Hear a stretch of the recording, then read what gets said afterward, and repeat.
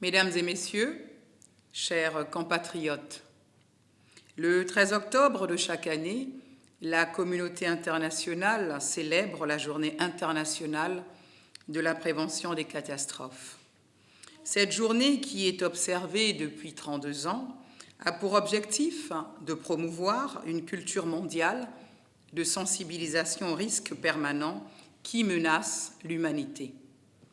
L'édition 2021 porte sur la coopération internationale pour les pays en développement afin de réduire le risque de catastrophes et les pertes dues aux catastrophes.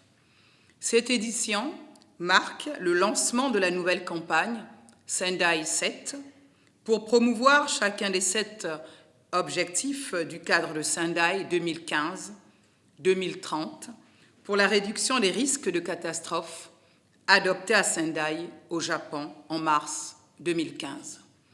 Mesdames et Messieurs, chers compatriotes, la prévention et la gestion des risques de catastrophes permettent d'atténuer les pertes en vies humaines, les dégâts matériels et les perturbations socio-économiques provoquées, entre autres, par les séismes, les éruptions volcaniques, les tempêtes et cyclones, les feux de forêt, les inondations, les érosions et les glissements de terrain. Elles permettent également de rappeler que la résilience aux catastrophes doit être une priorité de développement durable dans toutes les régions du monde. En ce domaine, comme en d'autres, nous devons mettre l'accent sur les connaissances traditionnelles, locales et autochtones qui complètent la science moderne et améliore la résilience des communautés.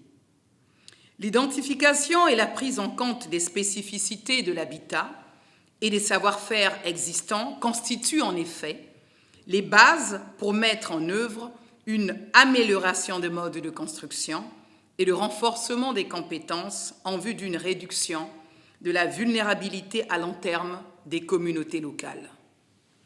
Il est temps d'éveiller nos consciences sur l'importance de la prévention et la gestion des risques de catastrophes, en tenant compte de la vulnérabilité et des besoins communautaires. Il est ainsi démontré qu'à l'échelle mondiale, les femmes et les enfants sont 14 fois plus susceptibles que les hommes de mourir dans une situation de catastrophe. Près de 60% des décès maternels évitables et 53% des décès d'enfants de moins de 5 ans évitables interviennent dans les situations de conflit et de catastrophe. Parmi les autres groupes touchés de manière disproportionnée figurent les personnes vivant avec handicap, les personnes âgées et les peuples autochtones.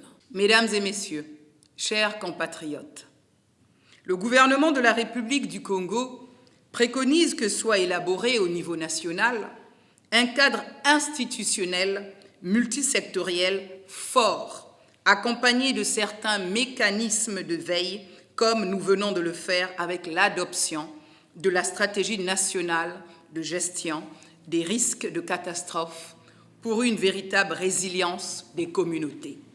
Cependant, ces résultats ne pourront être effectifs et opérationnels que si nous faisons de la prévention et de la gestion des risques de catastrophes une priorité nationale par un engagement politique permettant à chacun de jouer son rôle avec des responsabilités bien déterminées et une bonne gestion des connaissances à travers un partenariat bien défini. Notre objectif est donc de mettre en place un comité national de gestion des catastrophes en charge de la prévention et de la gestion des risques de catastrophes en lieu et place des commissions ad hoc circonstancielles. Mesdames et Messieurs, chers compatriotes, face aux catastrophes liées au changement climatique qui n'épargnent pas notre pays, le gouvernement de la République, sous l'impulsion du chef de l'État, le président Denis Sassou Nguesso et la coordination du Premier ministre Anatole Collinet-Makosso, est déterminée à dépasser le niveau des plans d'urgence et à accélérer l'élaboration et l'adoption de plans d'action et de prévention. Le meilleur moyen de réduire les risques, c'est en effet la prévention. Mais le problème est qu'en règle générale, nous ne sommes pas attentifs jusqu'à ce qu'une catastrophe survienne. La prévention est en effet une notion difficile à vendre auprès des politiques publiques, car le retour sur investissement se fait à long terme.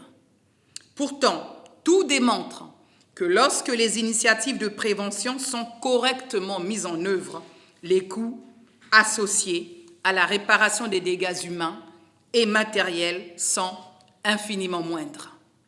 Si à cette politique de prévention s'ajoute l'adoption par chacune et chacun d'entre nous des règles de vigilance, des systèmes d'alerte et de bonnes pratiques et réflexes quotidiens, les risques pourront être maîtrisés.